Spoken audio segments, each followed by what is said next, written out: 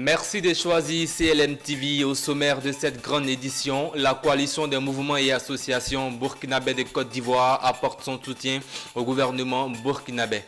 La présidente du mouvement politique Nouvelle Génération en avant a animé une conférence de presse samedi dernier à la maison de la presse d'Abidjan autour du thème « La nouvelle génération d'acteurs politiques face aux défis de l'alternance en 2020 ». Voilà, mesdames et messieurs, bonsoir. Ouvrons cette édition du journal avec la COMAPSI, la coalition des mouvements et associations burkinabè en Côte d'Ivoire apporte son soutien aux autorités burkinabè dans la lutte contre les attaques terroristes qui ont eu lieu au Burkina Faso. La déclaration a été lue le samedi 22 septembre par Augustin Ouedraogo, leader de la dite coalition, aux deux plateaux dans la commune de Cocody lors d'une conférence de presse. Reportage Issa Badini. C'est sans langue de bois que le leader de la COMAPSI, Augustin Ouedraogo, face à la presse, s'est prononcé sur la situation sécuritaire qui prévaut au Burkina Faso. Apportant le soutien de sa structure aux autorités du Faso, l'homme s'est dit disposé si besoin en est de rejoindre les forces de défense et de sécurité sur le terrain. Nous, la diaspora, face à cette velléité de déstabilisation de notre chère patrie, apportons notre soutien indéfectible au président du Faso, chef suprême des armées, au gouvernement et à nos vaillantes forces de défense et de sécurité. Nous exhortons le président à toujours pratiquement prôner l'action qu'il a toujours menée pour le bien-être du Burkinabé et au sein du pays qu'à l'extérieur. Le gouvernement est uni afin de ne pas se lasser face à cette honteuse guerre. À nos braves forces de défense et de sécurité, beaucoup de courage. Aux familles éplorées, nos sincères condoléances. Si la situation l'impose et s'il le faut, la diaspora enverra sa jeunesse s'enrôler dans les forces armées afin de faire face à ces lâches déguisés en djihadistes. Concernant l'élection de 2020, pour Augustin Ouedraogo, l'on ne change pas une équipe qui gagne. Mais 2020, on regarde. Celui qui va arranger la diaspora, c'est cette personne qui va travailler.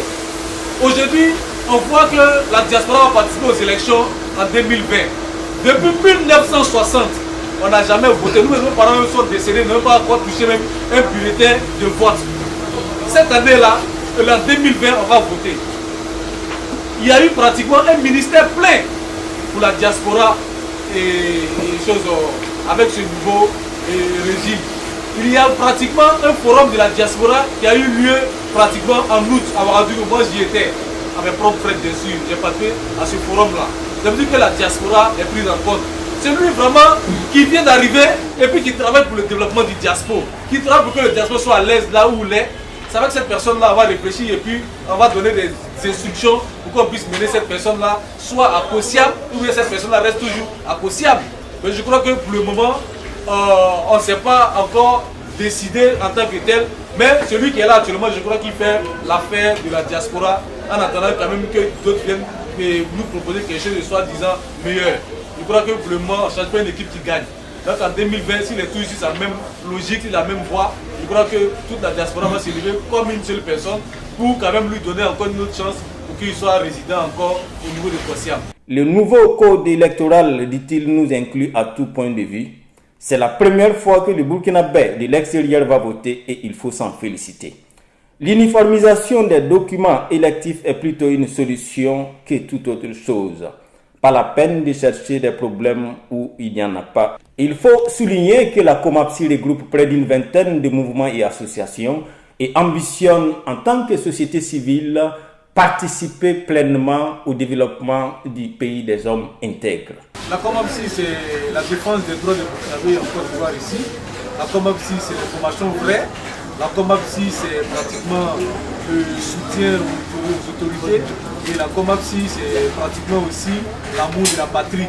Donc, quelqu'un qui se dit burkinabé en part entière, on ne peut pas quand même, pour des difficultés que rencontre la même patrie, porter les stockades quand même à la même patrie. Donc, nous allons défendre, comme j'ai dit tantôt, les droits des Burkinabés et en Côte d'Ivoire et au niveau du Burkina.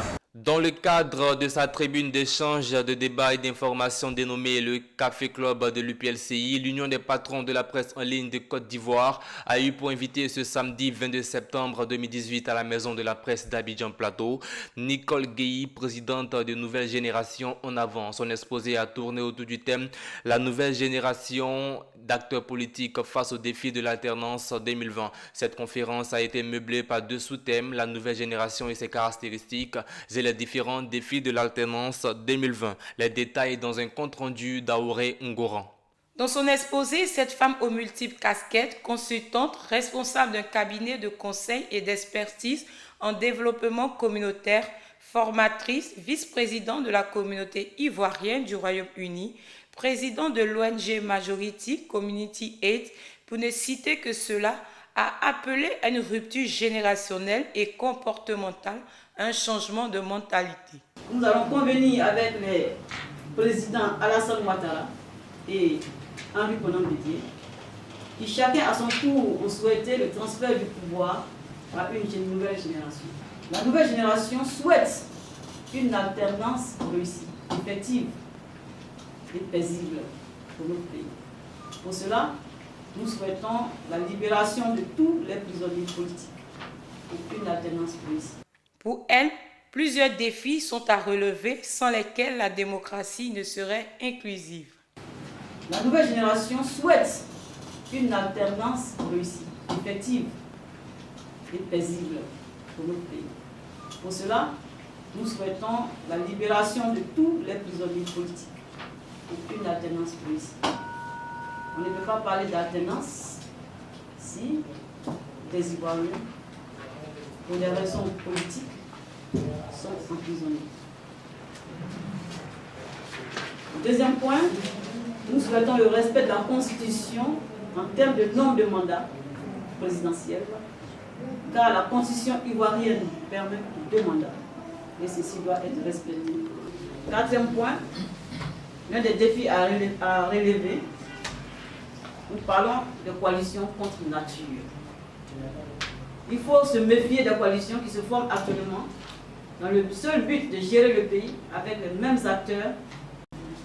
Le 5e point, c'est la participation massive de la jeunesse et des femmes à la chose publique. Nous voulons lancer un appel à la jeunesse et aux femmes de s'impliquer dans l'avenir de leur pays. Pour Nicole Guéhi, l'avenir de la jeunesse viendra de son réelle implication de la gestion de la chose publique.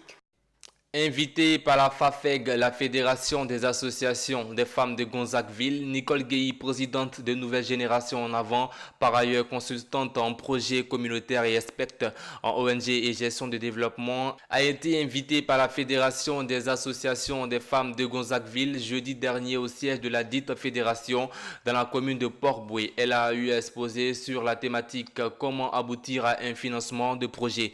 Nicole Guéhi s'exprime au micro de Kouadiokra Emmanuel. Je suis aujourd'hui à Gonzague avec la Fédération des femmes de Gonzagueville sur invitation. La fédération, c'est une ONG, c'est un parapluie d'ONG de femmes qui travaillent pour leur autonomisation. Donc, étant donné que moi-même je suis experte en gestion des ONG et des projets communautaires, elles m'ont donc invitée pour avoir la connaissance et l'aide, le support que je peux leur apporter. C'est une très bonne rencontre. Les femmes se sont exprimées, elles ont parlé de leurs besoins. Nous avons échangé, nous avons établi un partenariat, une collaboration. Et je suis même prête à les aider, à les accompagner, parce que ce sont des braves femmes, elles sont déterminées. Et quand c'est comme ça, il faut vraiment les accompagner. Les participants se sont dit très satisfaits de cette rencontre car selon eux, la présidente Guéhi a levé le voile sur plusieurs interrogations qui restaient sans réponse. Propos recueillis par notre envoyé spécial Aouré Ngoran. Aujourd'hui, nous sommes une jeune fédération. Et étant une jeune fédération, nous avons besoin du soutien, surtout de l'expérience de nos dévanciers. Voilà pourquoi nous l'avons invité pour venir nous parler de comment est-ce qu'il faut marcher, ce qu'il faut faire pour que notre fédération puisse aller de l'avant. Je suis vraiment contente parce que la dame qui est venue, elle nous a vraiment éclairci beaucoup de choses et beaucoup de choses que nous ne savons pas. Voilà, on veut vraiment travailler, mais quand les gens viennent, chacun parle, mais ils ne rentrent pas en détail. Comment faire pour arriver, comment faire même pour sortir. Donc ça fait qu'on est toujours entassés là, les gens viennent, chacun parle de son intérêt. Ils n'ont jamais dit comme ça que moi je vais te montrer le chemin et puis tu vas travailler. On ne nous dit pas.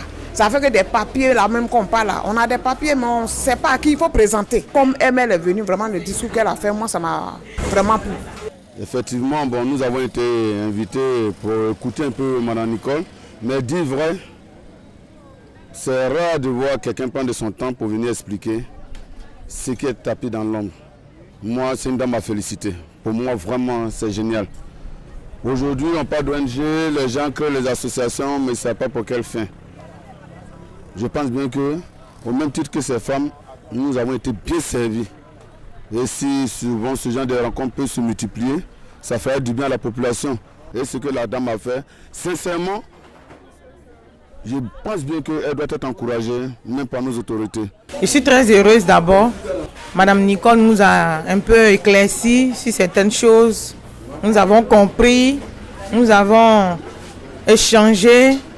Et puis maintenant, voir comment il faut y arriver. Donc vraiment, je tenais à lui dire merci et puis je suis très contente.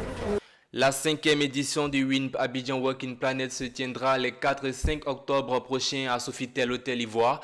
Le point presse s'est tenu ce mardi 24 septembre au siège de la maison des chefs d'entreprise à Biétry. Plus de 10 000 visiteurs sont attendus à ce salon de l'emploi, des carrières et des opportunités. L'innovation majeure de cette 5e édition est la digitalisation du salon. Des espaces de rencontres B2B, des workshops, des panels et ateliers seront au rendez-vous. Suivons un extrait de ce point presse. Nous confirmons en fait l'entrée du 4 et 5 octobre du salon, le Working Planet Salon des carrières et des opportunités. Donc tout à l'heure j'ai parlé de la digitalisation de ce salon. En effet, nous avons créé le salon virtuel qui va se passer sur notre site internet au www.workingplanet.com où aura lieu en fait le salon virtuel. Le salon virtuel, ça sera configuré comme le salon physique. Vous aurez un espace stand, un espace workshop, un espace panel. Toutes personnes qui voudront participer à ce salon auront la possibilité de pouvoir y participer à travers le digital sur notre site. Les personnes qui sont à l'intérieur du pays, ou dans la sous-région, ou dans d'autres pays, pourront participer à notre salon. Donc voici la grande innovation de cette année. Aujourd'hui, le grand salon de l'emploi des carrières des opportunités aura lieu chez vous sur la journée du 4 octobre. Ensuite, bien évidemment, nous avons conservé le salon physique qui aura lieu au Sofitel, à l'hôtel Sofitel Ivoire, sur la journée du 5 octobre, avec bien évidemment toujours les cérémonies d'ouverture, toujours les espaces stands, toujours les workshops et les panels. Enfin, sur les dispositions pratiques, nous aurons comme d'habitude les inscriptions qui sont ouvertes jusqu'à la veille d'ouverture des salons, donc jusqu'au 3 octobre. Les inscriptions seront présentes en ligne. L'innovation de cette année, c'est que là, le salon virtuel sera chez vous le 4 octobre. Donc aucun déplacement ne sera à prévoir à l'Hôtel Ivoire sur la journée du 4 octobre. Aujourd'hui, de rendre digital ce salon en partie, j'annonce bien, parce que le parti physique est toujours présent justement pour offrir l'opportunité aux personnes qui n'ont pas accès à Internet ou qui veulent quand même voir la personne et interagir directement avec la personne du stand, que ce soit les entreprises ou d'avoir des écoles. Mais en fait, on s'est rendu compte aussi qu'il y a beaucoup de personnes qui manquent ou qui demandent des permissions pour venir participer au Working Planet. L'idée, c'est de pouvoir couvrir en fait toutes les personnes qui sont en quête d'opportunités, recherche de travail, de pouvoir participer à toute façon que ce soit au Working Planet. On offre l'opportunité aux gens, aux étudiants par exemple de Yamoussoukro, qui ne peuvent pas faire l'aller-retour le jeudi ou le vendredi, de pouvoir postuler grâce à un espace stand avec des offres d'emploi qui sera présent et à chaque fois mis à jour, de pouvoir postuler à des offres d'emploi. Et ça, c'est fait effectivement à l'étranger. Et aujourd'hui, on a voulu vraiment rendre cette plateforme ouverte à tous. Donc après, concernant les dispositions pratiques sur le volume, à chaque fois, on a toujours su gérer, anticiper. C'est une problématique dont on a fait part aussi. Donc 7 000 personnes, plus de 7 000 personnes sur 2 jours l'année dernière. Terminons avec cette triste nouvelle. Le chef central de la communauté burkinabé de Ouragayo a tiré sa révérence le 12 août dernier dans le département de Gagnoa. Les obsèques se sont tenues le jeudi 20 septembre à son domicile familial à Ouragayo, en présence des autorités municipales, préfectorales et coutumières. Le président de ce moment, Moumouni Pograwa, exprime ses condoléances à la communauté burkinabé de Gagnoa. Merci à Jean-Pierre Ouedraogo et Nathalie Bado, correspondants de CLM TV dans la région du Ngor, de nous avoir fait part des informations. Mesdames et messieurs, c'est la fin de cette édition du journal. Merci de l'avoir suivi et bonsoir chez vous.